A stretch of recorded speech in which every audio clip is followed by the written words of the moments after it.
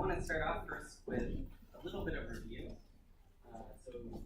Last week we went through some of the primary organs present in the gastrointestinal tract, mainly the oral cavity, esophagus, stomach, and small intestine, and also the accessory organ, the salivary glands. So I'd like to do a little bit of review before we get going and try out the software called Pull Everywhere. I don't know if any of you have used this before. It's kind of like using a clicker, but instead you use your phone or your laptop.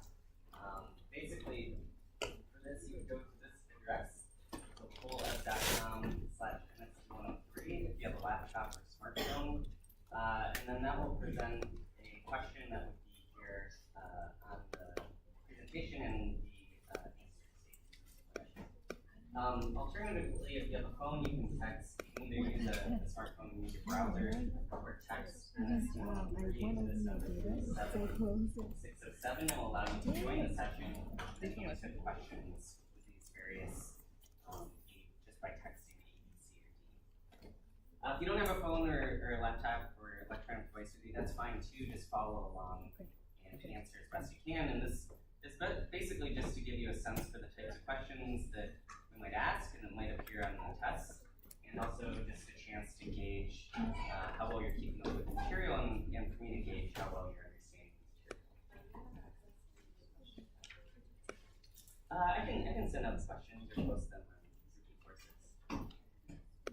So she was just asking if you guys would have access to the questions. And I can send them. Okay, so let's give this a shot and see if this will actually work. So this first question, which cell type secretes hydrochloric acid? So you'll go to this website, pull.com/NST103, type this number, or NST103 to this number to join. That's correct. Just give that a shot, see if that works working. Remember that Cheek cell, goblet cell, harsh? bridal cell, That's a good one.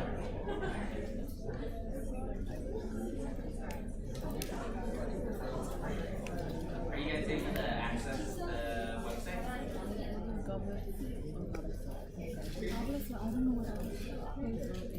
That's a Pepsi, no? No, goblet is no. I didn't get that far.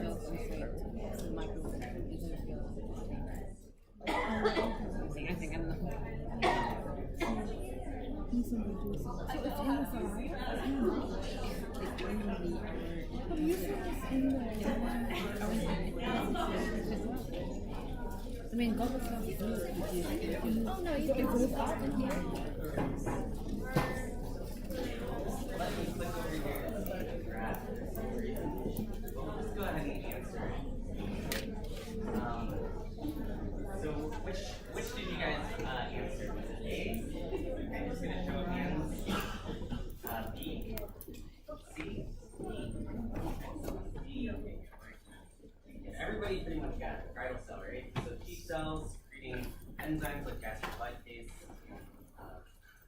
other enzymes such as proteins, goblet cells, mucus, their primary acid secreting cell, somatostatin, and our CL cells secreting histamine. Right? Okay, that's another shot. Okay, so go ahead and try and answer this one. So the actions of what enzyme give rise to the hydrogen ion present in stomach acid?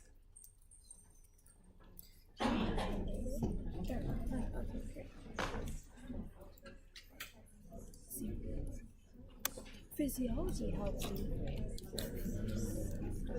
You guys just came in, go ahead and try and find an open seat. There are open seats available.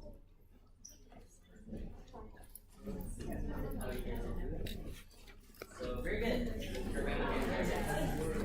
These other ones I just made up. They're not real carbohydrates is taking carbon dioxide and water, giving rise to carbonic acid, which dissociates into protons and bicarbonate. And then, as you recall, these are secreted by the bridal cells into the gastric pits, acidifying the stomach.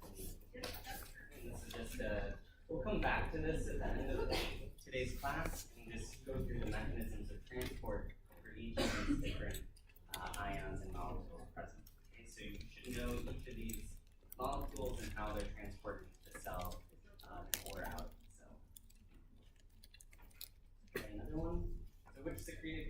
positively regulate parietal cell acid secretion. One of those annoying ones. All of ANB or ANC. So if you guys do too well on these, then I'll feel like I need to make it harder. No. Huh? So much static. I just talked to you in very Can you reply in Indonesian? The G's are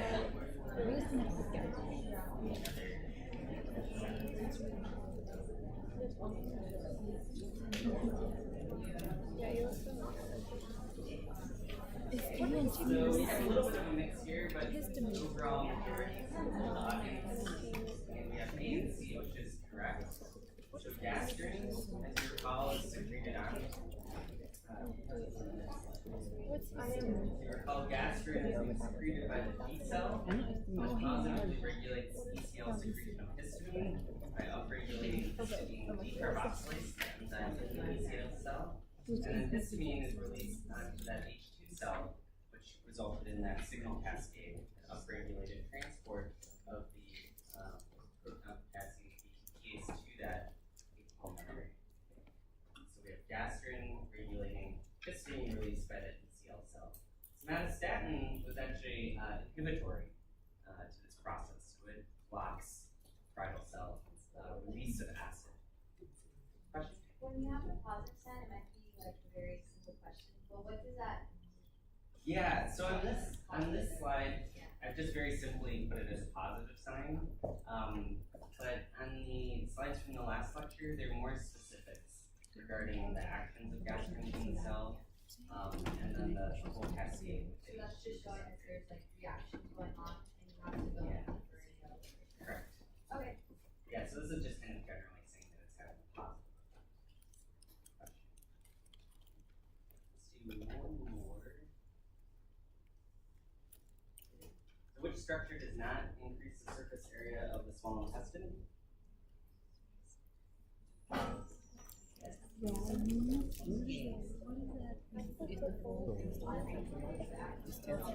Oh, it expands? Yeah. But it expands. So this is, again, overall correct. So it's the J. So these are Gay? stomach. Like French? So these other structures rely on microvilli. Small intestine. The brush border is the same thing as the microvilli. And the mucosal folds are folds within the small intestine. Okay, so the through J are the folds in the stomach that allow it to be distensible after the meal. Just recall these are villi, the finger-like projections along the edges of the epithelial cell. The microvilli is also known as the brush border. Through J are present in the stomach. And then just for no.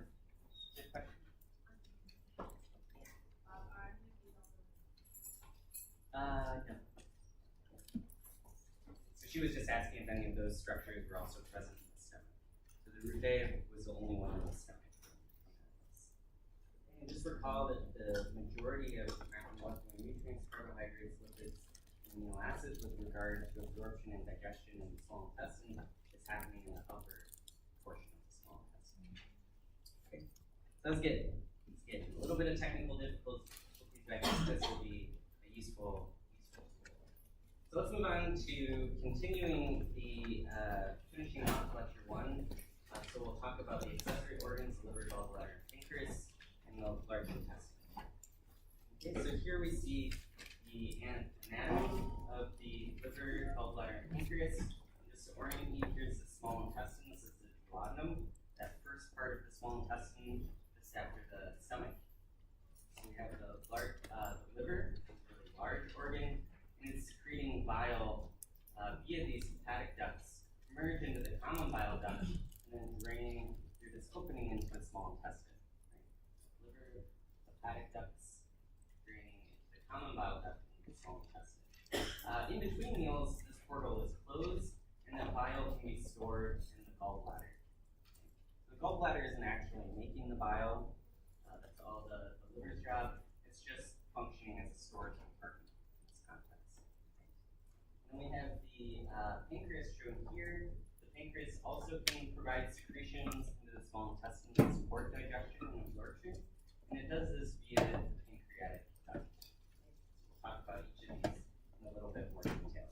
And the pancreatic duct actually merges with the common bile duct, and they secrete, mediate secretions through that same opening into the small intestine.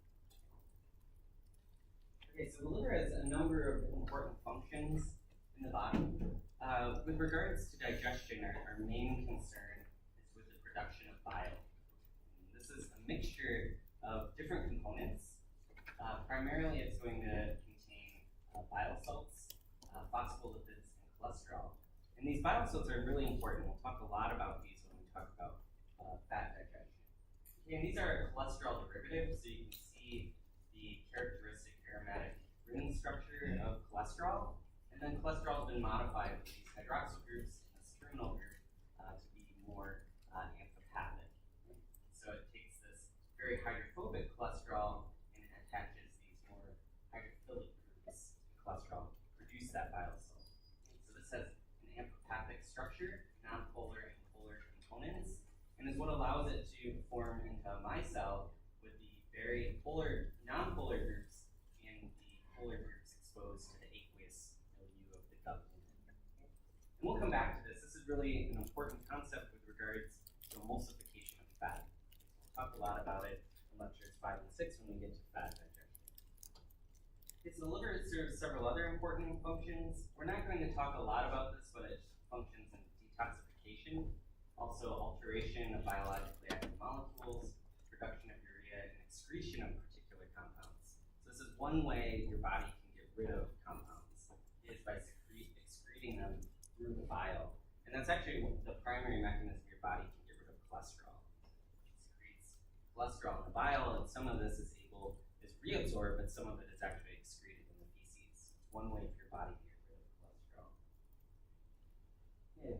The liver has several important functions with regard to glucose metabolism, synthesis, secretion, and storage of glucose, so gluconeogenesis, glycogen synthesis, and others.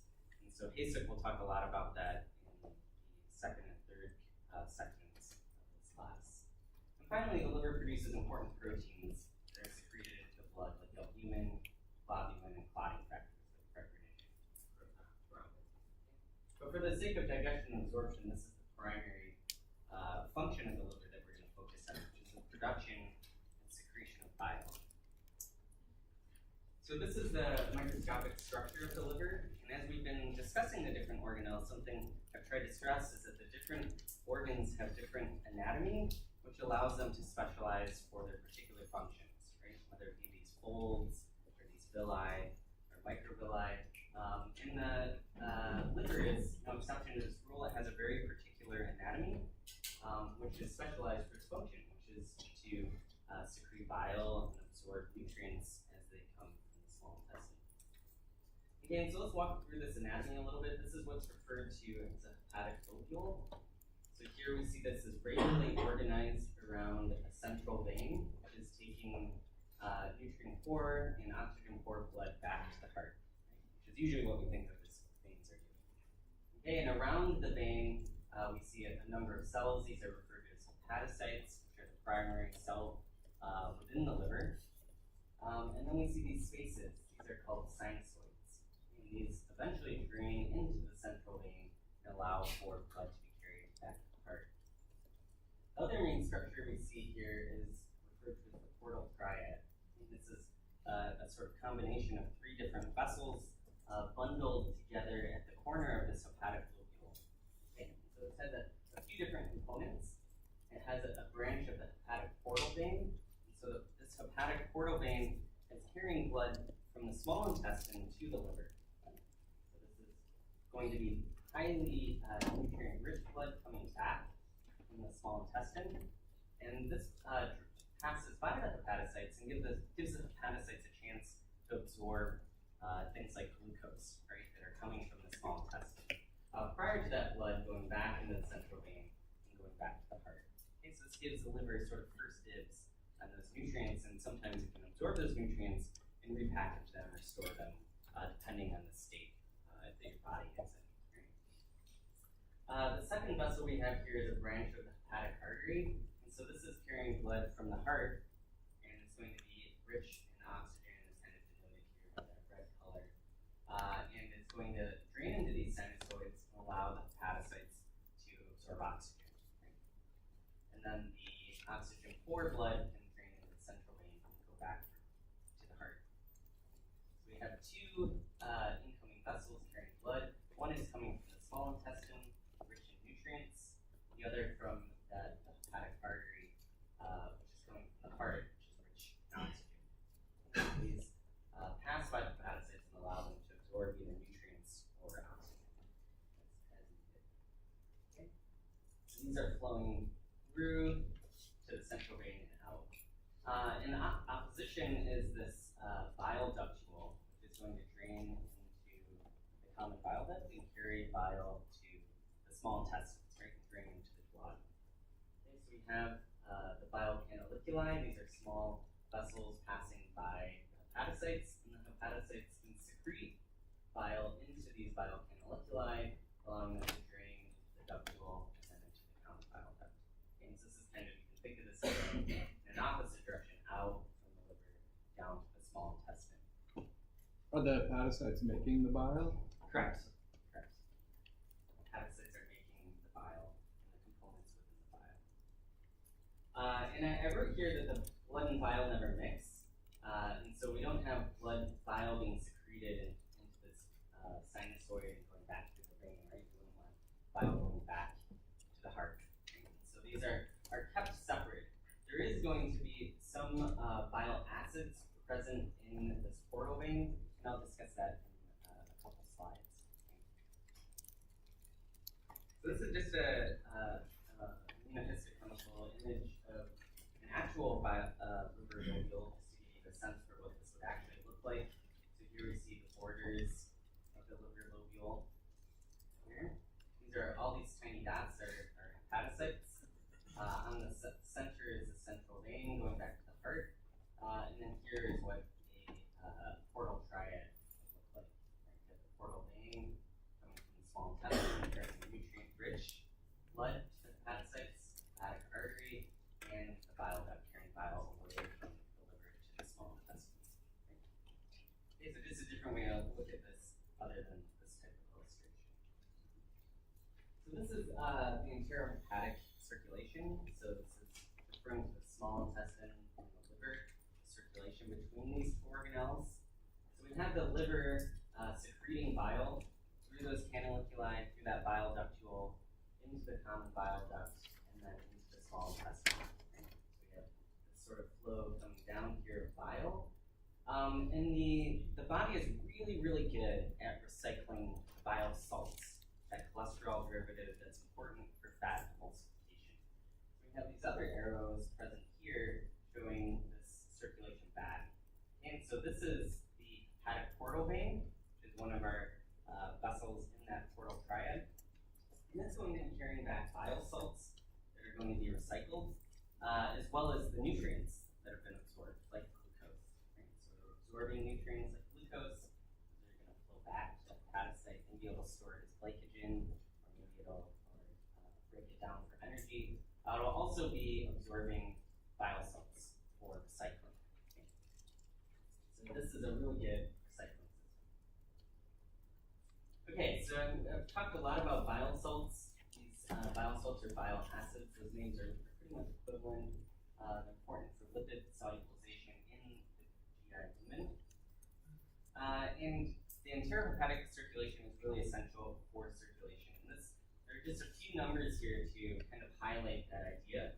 So our body at any given time contains about 4 grams of bile salts. Okay, so that we refer to that as our bile salt pool. Okay? And each day we make about 0.5 grams. Okay, so we're synthesizing new bile in our hepatocytes, in our liver, from cholesterol. And about 0.5 grams lost in the feces each day. So we're making 0.5 grams and losing 0.5 grams. But about 50 grams of bile salts cycle through the small intestine each day. Okay, and that's because we do a really great job of recycling bile salts through this enterohepatic circulation. So those 4 grams is cycling through your small intestine about 11 or 12 times a day.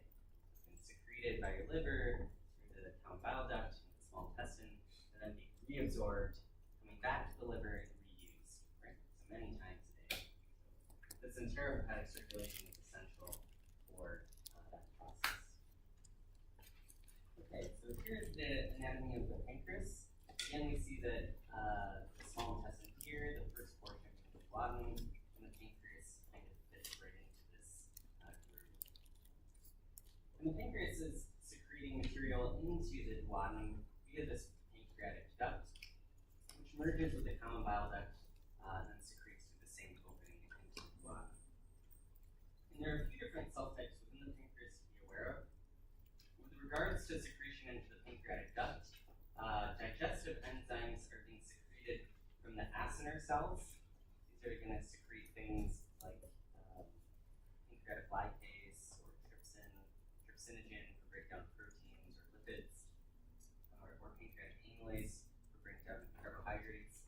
And so these acinar cells are secreting, playing an exocrine role because they're secreting these enzymes into the pancreatic duct, which is draining into the duodenum for digestion.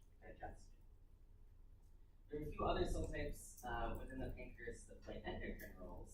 So probably most famous would be the beta cells, which secrete insulin and regulate whole body glucose metabolism, right? This is a problem in diabetes. And then there are the alpha cells, which secrete glucagon, kind of play a push-pull type of action with insulin. So these are secreted into the blood, so into the vein, and play endocrine roles. We'll come back to glucagon and insulin, but for the purposes of digestion, we need to be aware of these acinar cells, which are secreting digestive enzymes into the duodenum. So the pancreas plays exocrine functions via secretion of this pancreatic juice. This is mainly water, salts, bicarbonate, and then a number of different enzymes involved in nutrient digestion. This includes enzymes for protein digestion, for carbohydrate digestion, and for lipid digestion, for fat breakdown. And then it plays endocrine functions through insulin glucagon release in the blood, regulating whole body glucose metabolism. Okay, any questions on these accessory organs, liver, gallbladder, pancreas?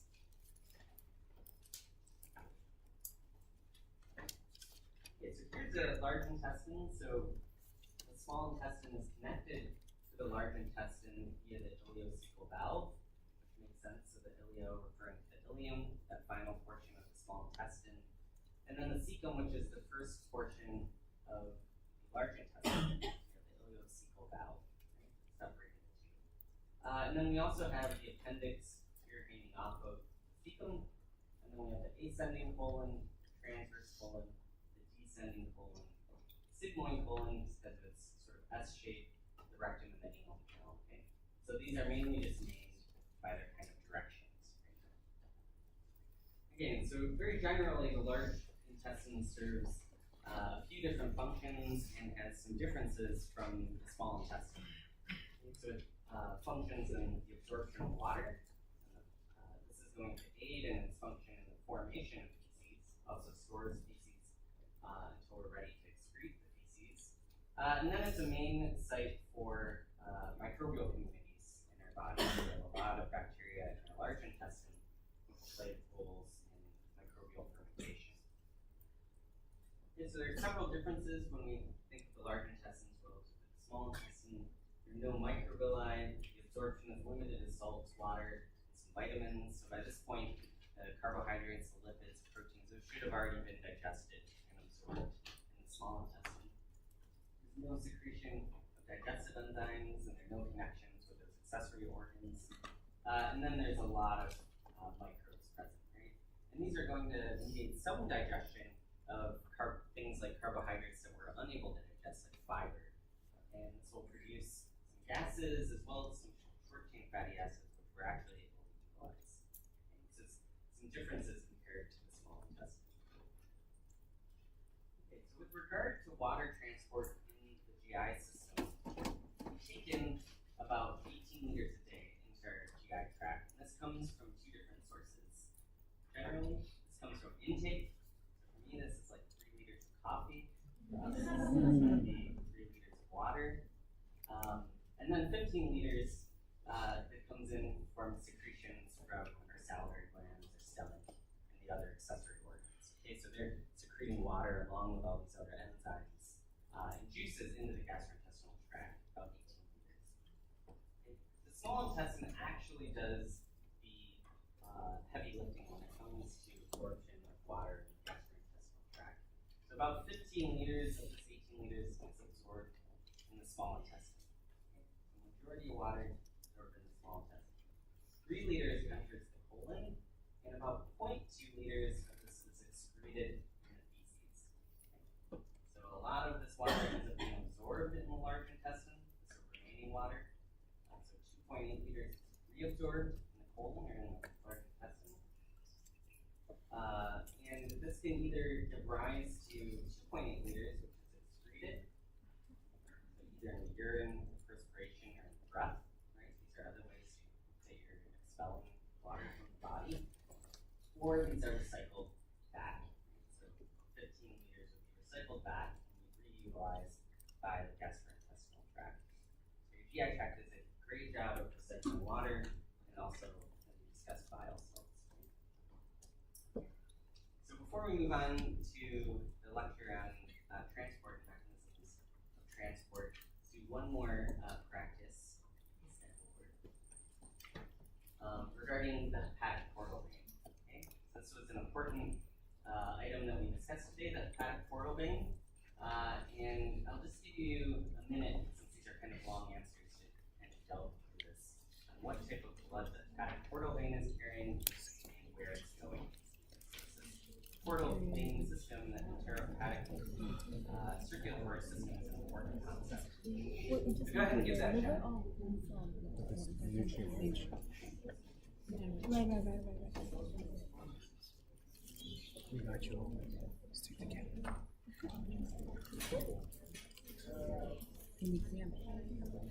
The answer is no. You know.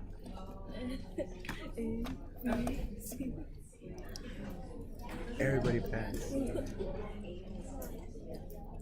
Oh, excellent. So the majority of the class is answering C. The hepatic portal vein is carrying nutrient-rich blood from the small intestine to the liver. And this is correct. Okay, so it's picking up blood from the small intestine, carrying both nutrients, so it's going to be nutrient-rich, and it's also going to have the bile salts, right? And carrying that back to the liver for absorption and reutilization.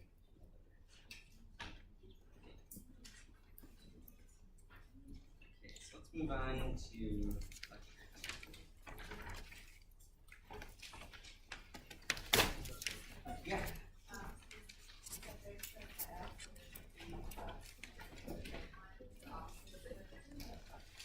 So the bile duct is going the opposite direction. Yes.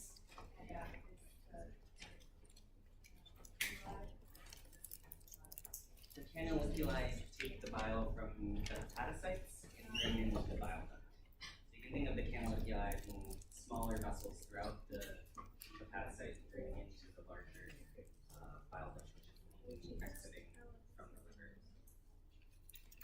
Okay, so for this diffusion barriers and mechanisms of transport, there isn't a great section in this panic text. You have this Fox physiology book that you did, but they're pretty much relevant sections in any good cell biology or physiology textbook. And the Albert cell biology text is actually pretty much all online, so you do want to check that out.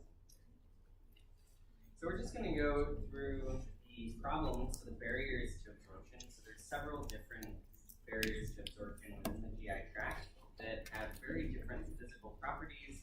They're going to have so very different challenges to the different nutrients. So we'll first discuss kind of the barriers, and then we'll discuss some ways to overcome those barriers.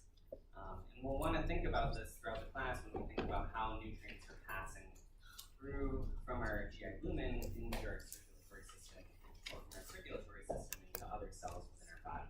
So these are kind of fundamental concepts that we'll come up with. As I mentioned, we're thinking at this point about absorption from our gut lumen. So the challenge here is to move from the GI tract lumen, which is going to have our nutrients and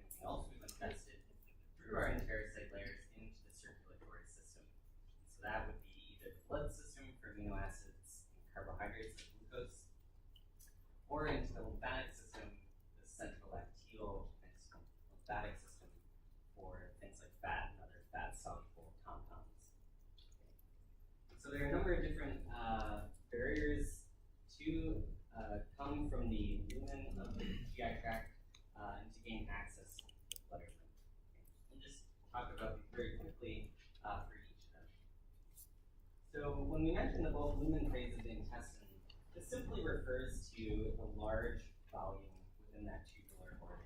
And this is actually a barrier for absorption and digestion of the material that's ingested, because it can only be absorbed at the plasma membrane of these enterocytes.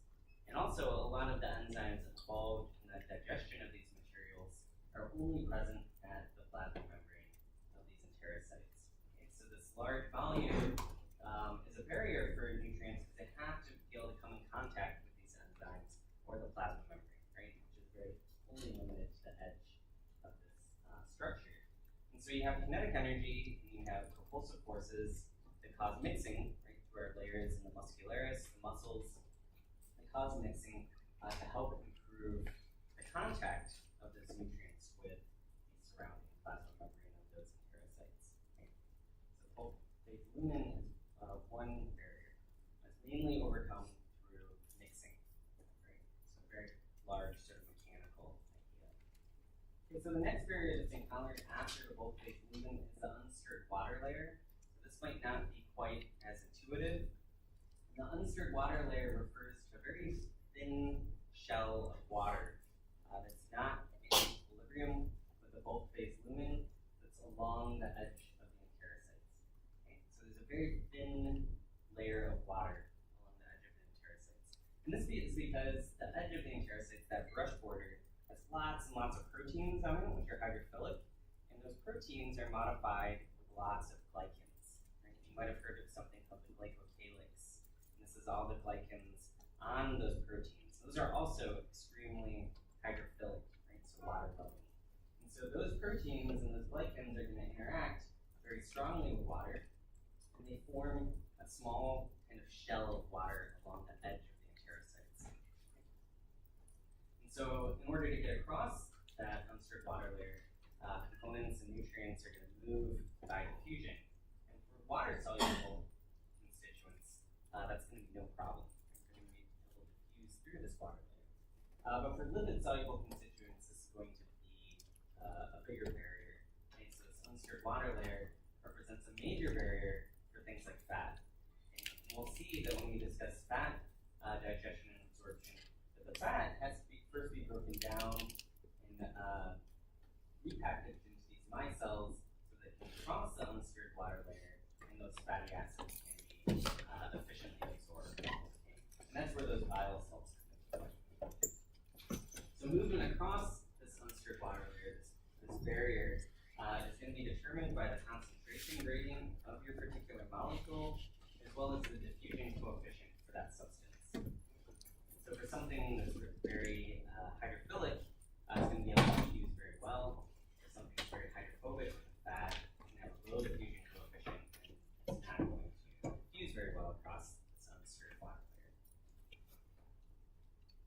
So the next barrier is the apical membrane. There are many ways to get across this membrane.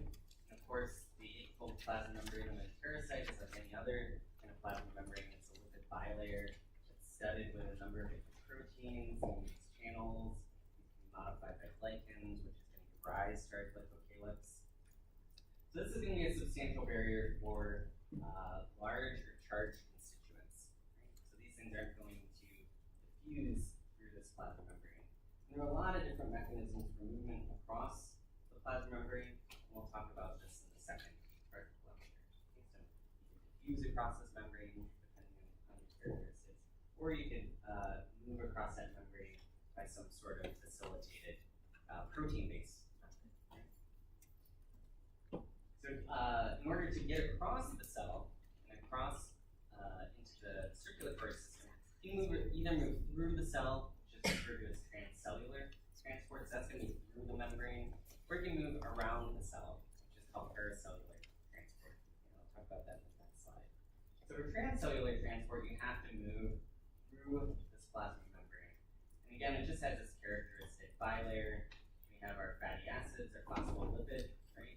Glycerol backbone, two fatty acids, phosphate, and polar heteromer. Giving it this amphipathic type nature, it allows it to form this bilayer with aqueous compartments on either side. Right?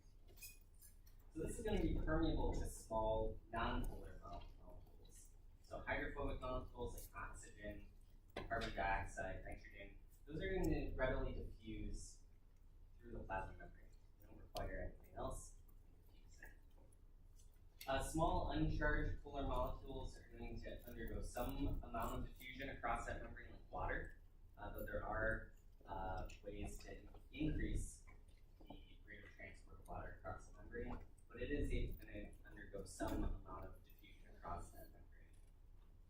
Things like glucose and sucrose, so large uncharged polar molecules, are going to have very little transfer across the membrane. And then, of course, ions, which are highly charged, are not going to want to move through that hydrophobic fatty acid core of this bilayer, so there's almost no transfer across the membrane. Right? It's just important to kind of be able to group these different constituents and know whether they will move across the membrane. So this would be transcellular transport moving across the membrane into the cell. Paracellular transport refers to passage around the cell. So some components and constituents are able to move between the cells. So here we see a layer of parasites with the brush border on the top. Underneath this layer, there's also the undisturbed water layer on the top. And then we have tight junctions, which are a form of junction between the cells. And this is going to play a role in adhesion, so it keeps the cells, actually keeps the cells together. Right? And it also forms a semi-permeable barrier. Right? The plasma membrane is a semi-permeable barrier, and these junctions, these tight junctions, are also semi-permeable barriers.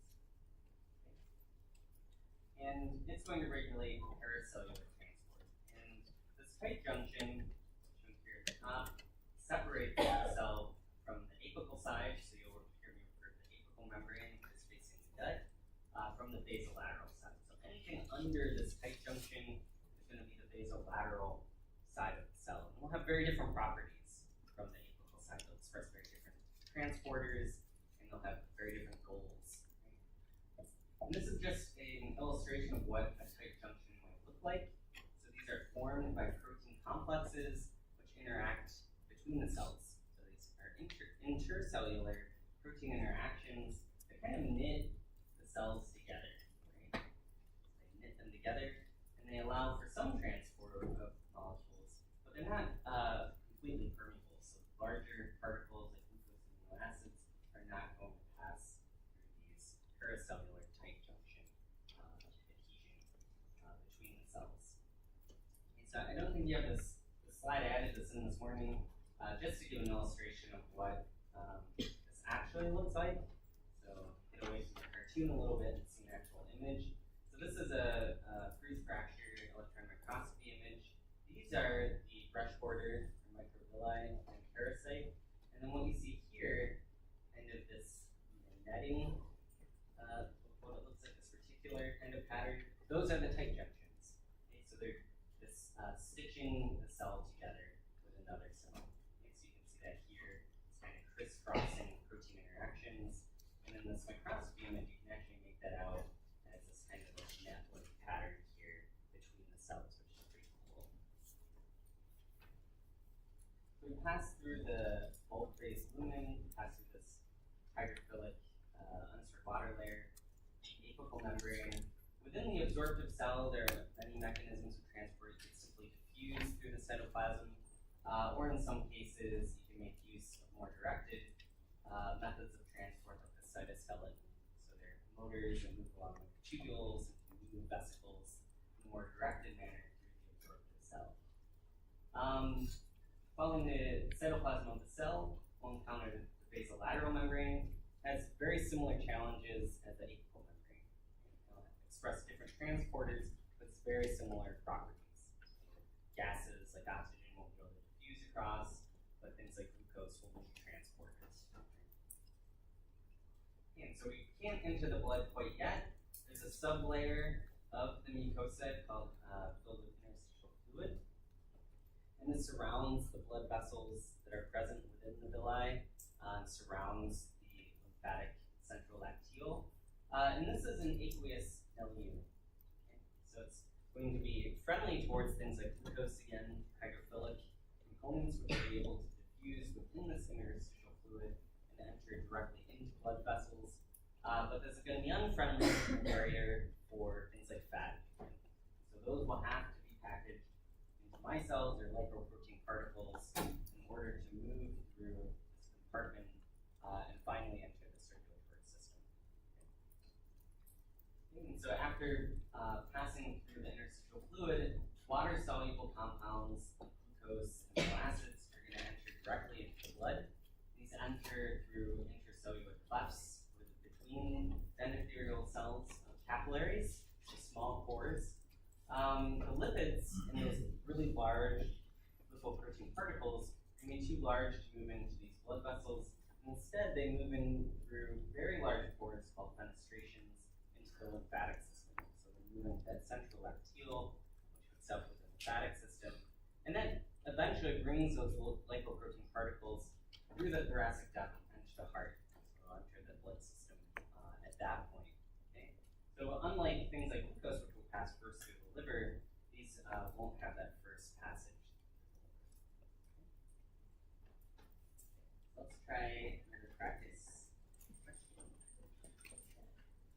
regarding the unstirred water. I'll give you guys just a second to answer. So these answers are kind of long.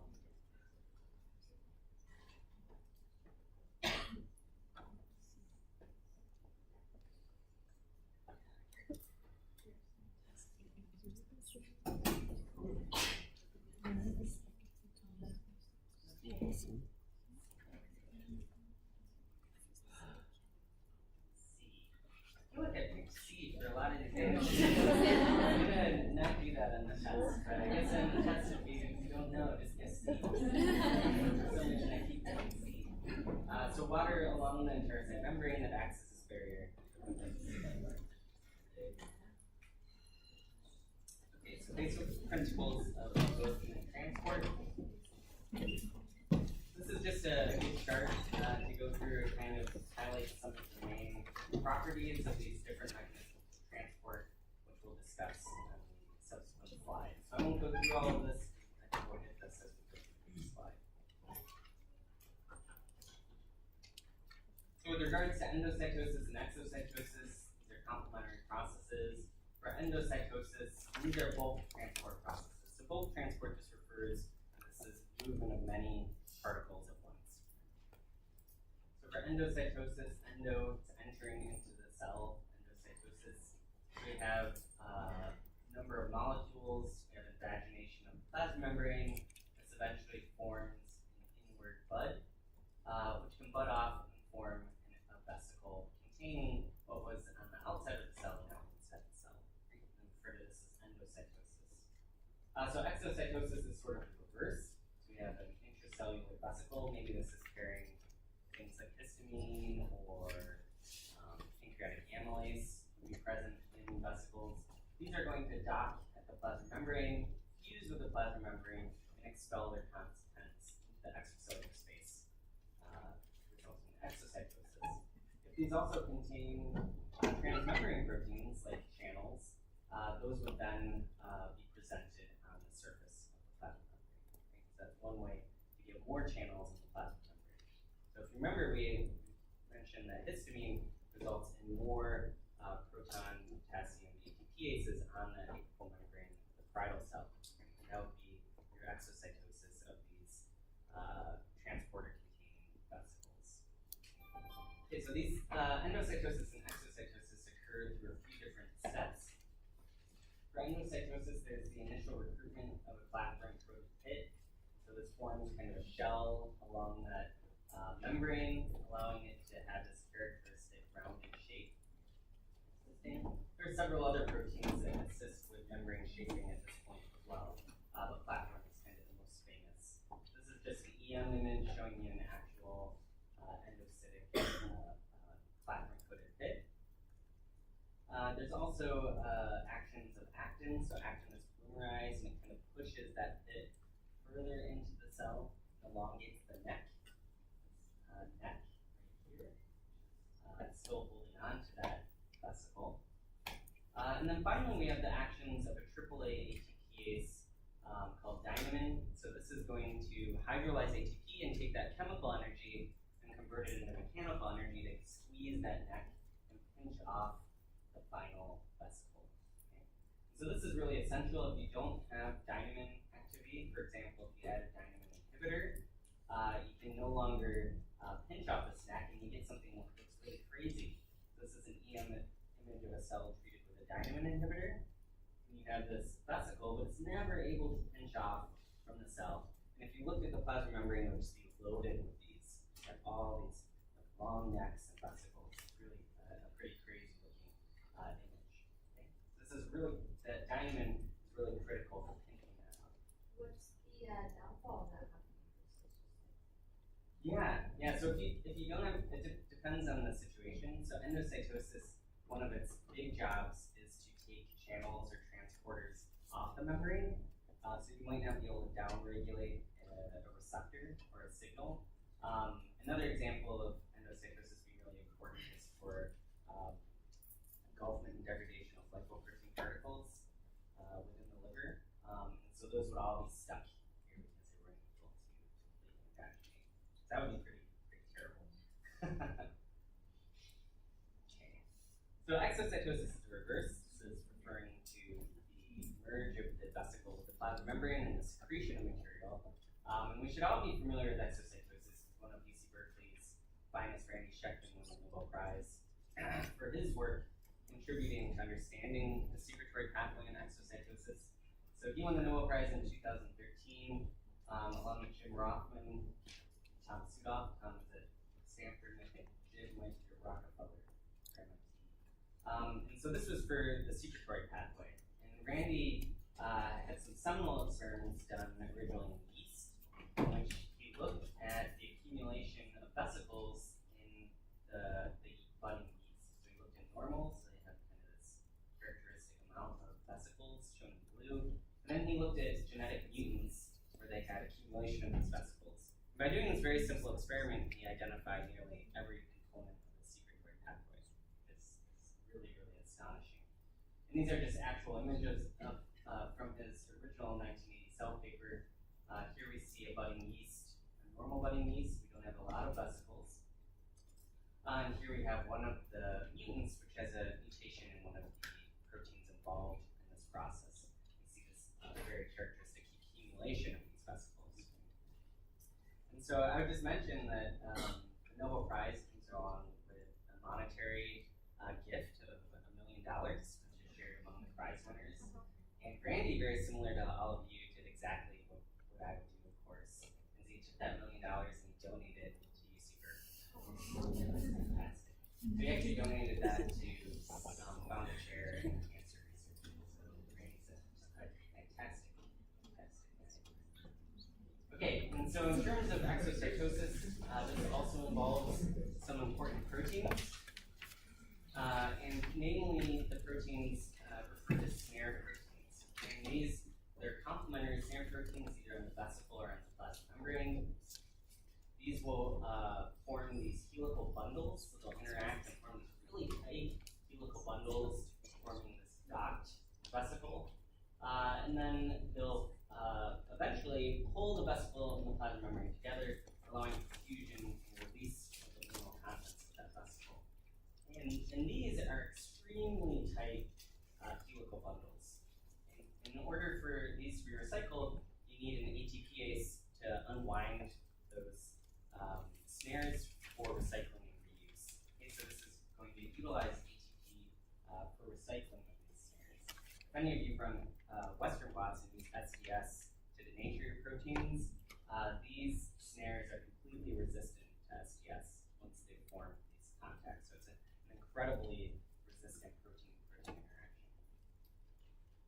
There are generally a few types of exocytosis. You can think of constitutive exocytosis. So this is the budding of vesicles from Golgi. So we have the ER, where the proteins are synthesized and folded. They're further modified in Golgi, and then targeted to the plasma membrane for presentation on the membrane for transmembrane components or secretion rate for any luminal soluble components. And then very prominently in the gastrointestinal tract is regulated secretion. And this is the case in which secretory vesicles storing proteins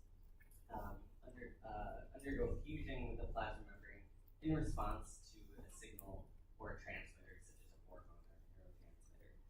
And this might be the case for things like secretory vesicles and an acinar cell in the pancreas, which are storing large amounts of digestive enzymes. Okay, so these are present, right? The pancreas isn't constantly releasing them. In response to signals, the secretory vesicle can fuse and release these digestive enzymes into the pancreatic duct. I have a short break here. We get to just keep going. Maybe we'll keep going if you guys can handle it, so we can make sure we finish by 7:30. Yeah. Okay. Okay, let's continue. So diffusion is a fundamental aspect of transport. So for something we already discussed, it's something we're able to just simply diffuse into the cell, right? Oxygen and carbon dioxide. Diffusion simply refers to the random motion that's going to eliminate differences in solute concentration. So as long as this barrier separating these two concentrations is permeable to the solute, it's going to, over time, just through random motion, result in equal concentrations, right? And there's still, of course, random motion here, but there's, at this point, no net diffusion. The concentration of both compartments is equal. So for diffusion, the rate is going to depend on the concentration of that solute, the permeability of this barrier, this membrane, and then the surface area of the membrane. Okay, so this is really small, that might be an issue. Usually that's not a big consideration.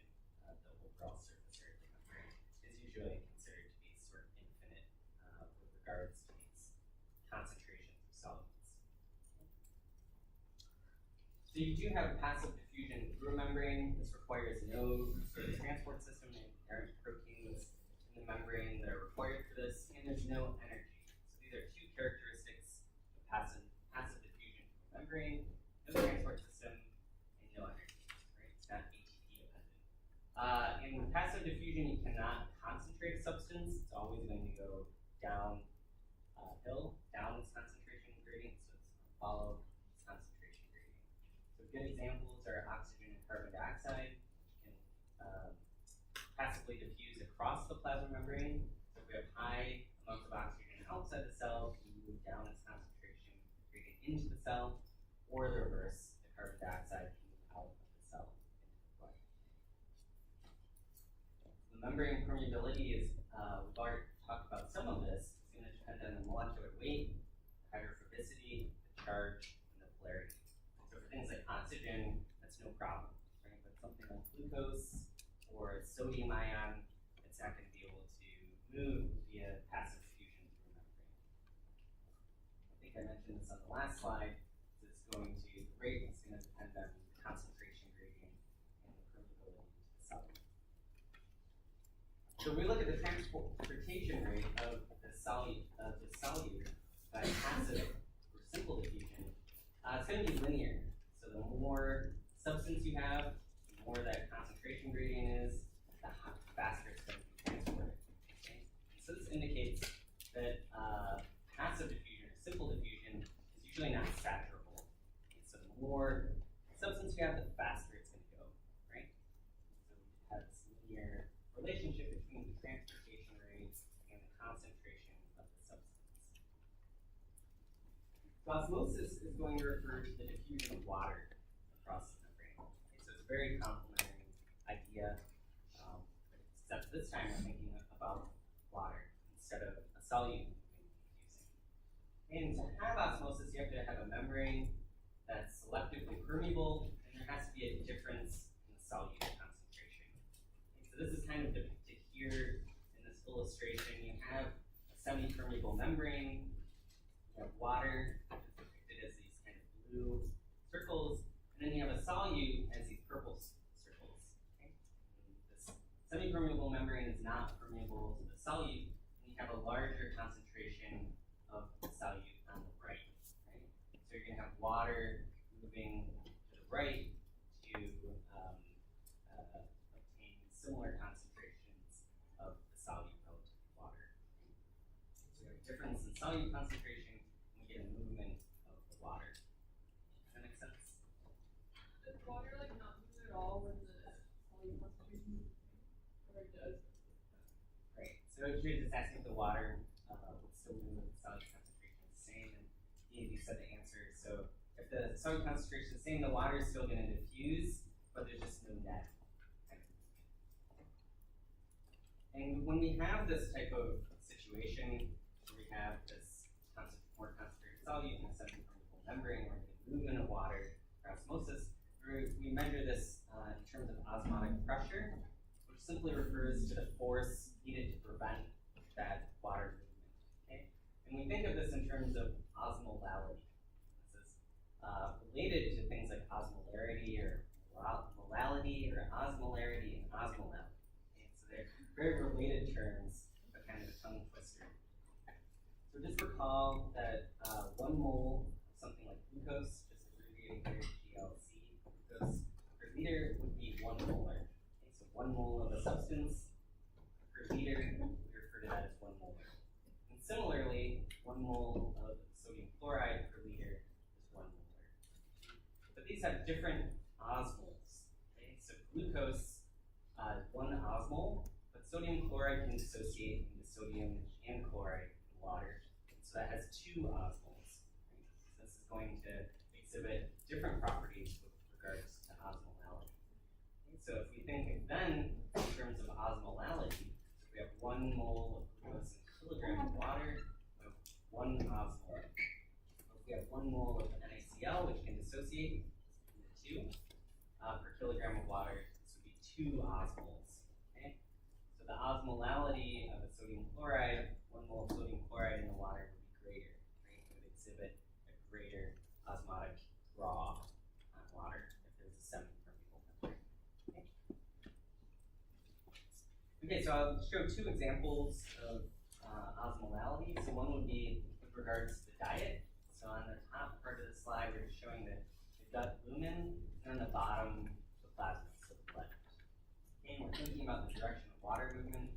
So if you have a hypotonic meal, so this would be sort of low sugar, low solute. So whenever we say like hypo, hyper, or iso, that's just comparing to solutions, right? So osmolality is the actual property of the solution. Hypo, iso, or hyper is comparing those 2 solutions. So in this case, a hypotonic meal, the osmolality of the lumen would be lower than the osmolality of the plasma.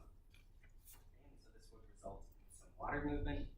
We have movement of the water into the plasma. Okay. We have a hypertonic meal, so we have high amounts of compounds out in the gut lumen, so high sugar, high solute. Right? So we have a high amount of solute out here.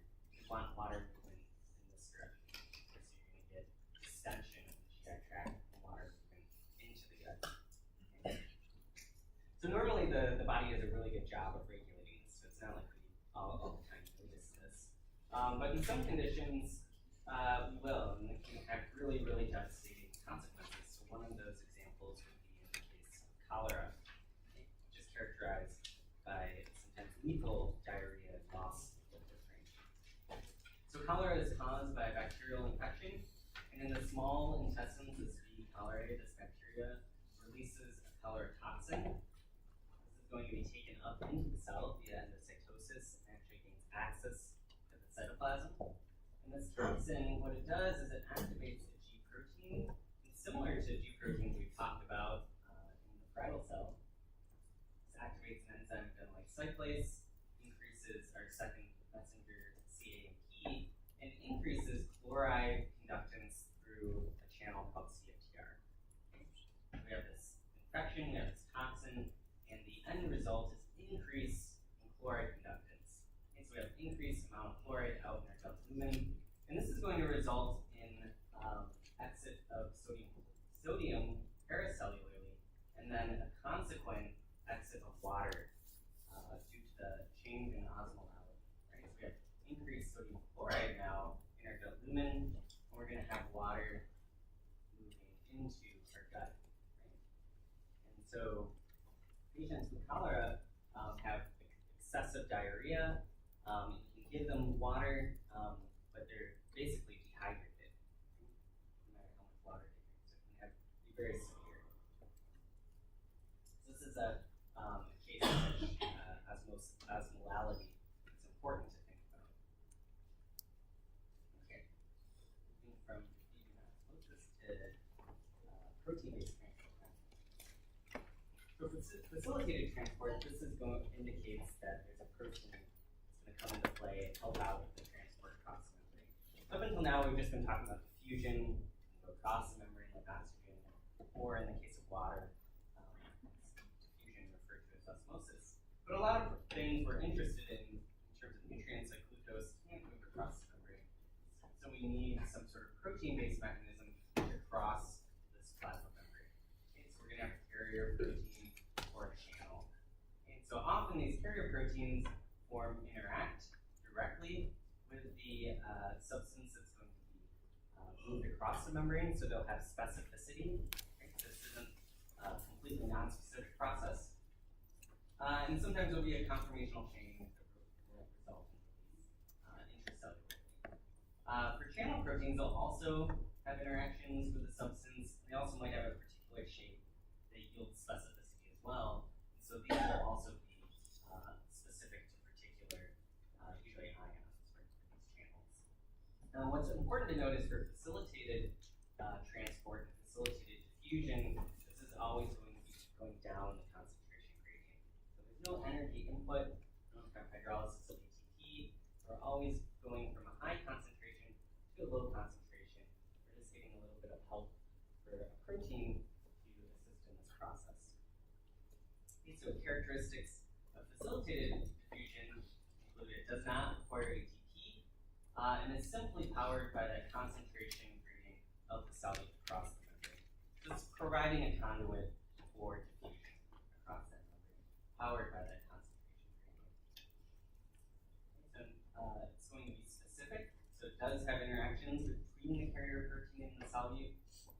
There can be competition, so that the other compounds present have affinity to that same carrier protein, they'll may compete for each other. I mean, this is how a lot of drugs work. Right? They compete for binding to particular transporters or channels. It can be saturable. So this is unlike simple diffusion. And this is the characteristics of the saturability are going to be determined by that particular carrier protein and the kinetics and the properties of that protein. So if we were to plot that similar to simple diffusion, remember with simple diffusion, if we keep increasing the substance, we'll simply increase the transport rate. More, it's going to transport across the membrane faster. For facilitated diffusion, which requires a protein-based mechanism, as we increase the concentration, it's going to increase the transport. But eventually, we saturate that component, that channel, or that transporter, and this is going to kind of level off and call that Vmax, or maximal velocity of transport. And that'll differ depending on the transporter itself. But this is a characteristic of facilitated diffusion, and one way you can distinguish experimentally whether something is through passive diffusion or through facilitated diffusion. So keep increasing the amount of whatever you're looking at in transport and see whether or not it plateaus. If it keeps going up, kind of like through simple diffusion. So I mentioned that water can move through diffusion through the plasma membrane. It does this to some extent, but in some cases this can be increased through facilitated diffusion. And so there are proteins that are specialized for this called aquaporin proteins. And for some tissues this is really important. Kidneys, which are more specialized for absorption of water, regulation of excretion of water through urine. Okay, so this is going to come into play in the kidneys especially. We can see this very beautiful image. Here we have the cellular membrane in red, we have our aqueous environment in blue, and then we have a structure of our aquaporin protein forming a channel for the water. So you can actually see these water molecules moving through this hydrophilic channel formed by this aquaporin. Okay, so this is a good example of facilitated diffusion, in which we have movement of water by diffusion across this aqueous compartment formed by this channel.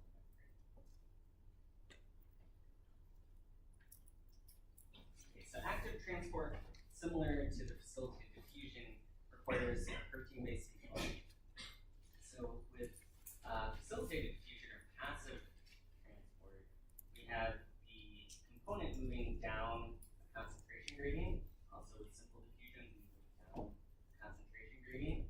And for passive, this is mediated by protein and there's no input of energy. So for active transport, when we have movement of a constituent against the concentration gradient, we're going to have to put energy into that either directly or indirectly. Right? Either put ATP in, directly hydrolyze ATP to move that compound, or utilize some other form of energy to move that compound. Okay, so when we talk about active transport, we mean movement, it's characterized by movement against a concentration gradient. Passive down, active up the concentration gradient. So similar to facilitated diffusion, active transport also uses a protein component, so it'll be saturable, just like facilitated diffusion. Right? So you're going to eventually hit a max. So you have a limiting protein-based component moving that constituent. Okay, so in terms of characteristics, it also has specificity, so it forms interactions with a particular nutrient or compound that it's moving across the membrane. It's saturable, as I showed on the last graph, and it can be subject to competition with other molecules. So if we're actually wanting to graph that and see what that would look like, we can do that shown here on this graph. So for example, if we had transport of two molecules X and Y, and they utilize the same transporter, they might show something like this. We add Y, eventually it hits a max. This is its maximal transport for compound Y. For X, this is the maximal transport for compound Y. And now we might want to know if we mix them, if they compete with each other. Okay, so that's shown here. If we look at the transport of Y in the presence of X, we see a reduced rate of transport, and eventually this saturates at a lower Vmax. And this graph indicates that there's competition. Okay, so if there's no competition, Y in the presence of X would simply have the exact same graph, right? Because there would be no competition for the same transporter. Okay, so there are two forms of active transport, primary and secondary. So again, both are characterized by movement. So anytime we say active, we're thinking about movement of a molecule or a nutrient against a concentration gradient up a concentration gradient. Here we have high amount of this compound intracellularly, low amount extracellularly. We're moving this compound in, right, against the concentration. Primary utilizes the hydrolysis of ATP directly, whereas secondary utilizes the downstream movement of a second compound. Okay? So in the case of secondary, we're coupling the transport of one molecule, so this molecule going upstream, we're coupling that to the downhill movement of a second molecule. Coupled movement. And the energy is provided here by the downhill movement of one of the components. Okay? So when we say coupled, we're referring, it can go in either direction. So we have antiporters or symporters. So symporters are going in the same direction, and antiporter is going in the opposite. Okay?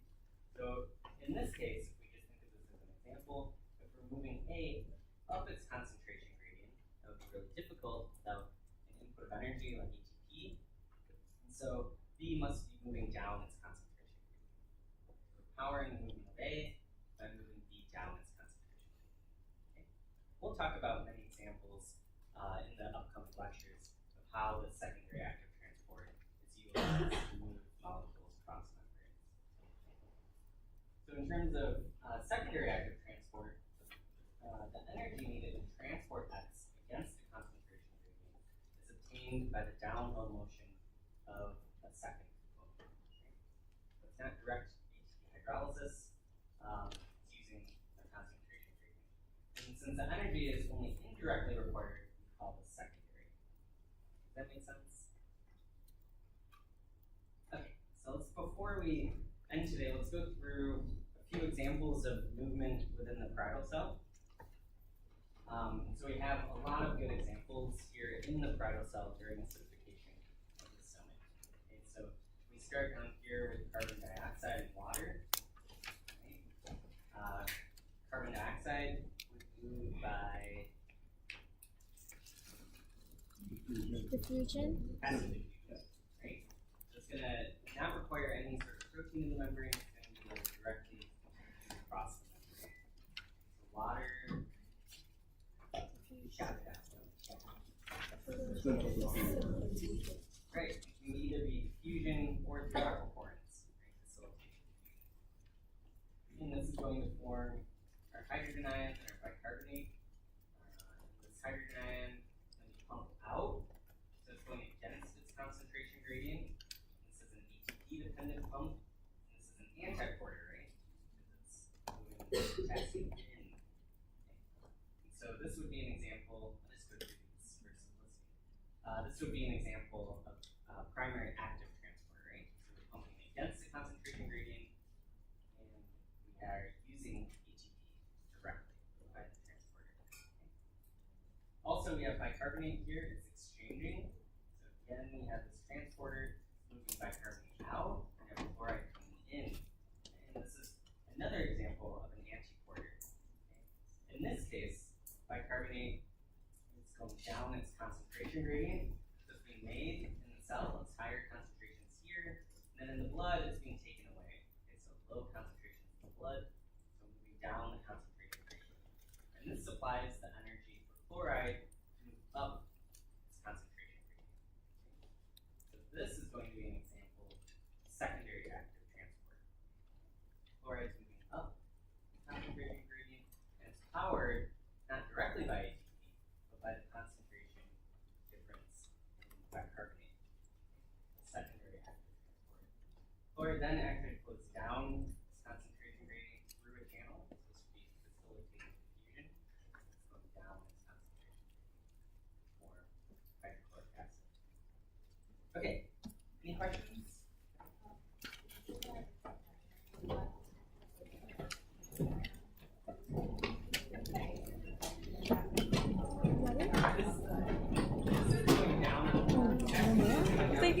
I don't know.